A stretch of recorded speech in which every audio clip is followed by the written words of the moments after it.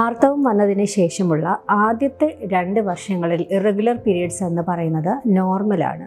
പക്ഷേ 2 വർഷങ്ങൾക്ക് ശേഷവും പീരീഡ്സ് ഇറഗുലറായിട്ട് വരികയാണെങ്കിൽ, അതായത് 2-3 മാസങ്ങൾ കൂടുമ്പോൾ മെൻസസ് വരിക, 15 ഡേയ്സിനുള്ളിൽ മെൻസസ് വരിക, വരുന്ന ബ്ലീഡിങ് ഹെവി ആയിട്ട് കാണപ്പെടുക, അതിനോടൊപ്പം തന്നെ മുഖക്കുരു കൂടുതലായിട്ട് കാണുക, മുടി കൊഴിച്ചിൽ കൂടുതലായിട്ട് വരിക, ഓവർ വെയ്റ്റ് കാണിക്കുക, കഴുത്തിന് പുറകിലായി കറുത്ത പാച്ചസ്, അക്കാന്തോസിസ് നൈഗ്രിക്കൻസ് എന്ന് പറയും, അതുപോലുള്ള പാച്ചസ് കാണുക, male pattern of hair distribution, അതായത് മുടി കൂടുതലായിട്ട് താടി, അപ്പർ ബാക്ക്, ചെസ്റ്റ് മുതലായ സ്ഥലങ്ങളിൽ കാണുക. ഇവയൊക്കെ നമ്മൾ PCOSന്റെ വാർണിംഗ് സൈൻസ് ആൻഡ് സിംറ്റംസ് എന്നാണ് പറയുന്നത്. ഇത്തരം വാർണിംഗ് സൈൻസ് ആൻഡ് സിംറ്റംസ് കാണിക്കുന്ന കുട്ടികളെ ഒരു ഗൈനക്കോളജിസ്റ്റിനെ നേരത്തെ കാണിക്കുകയാണെങ്കിൽ ഭാവിയിൽ PCOS കാരണം ഉണ്ടാകുന്ന കോംപ്ലിക്കേഷൻസുകൾ കുറയ്ക്കാൻ സഹായിക്കും. താങ്ക്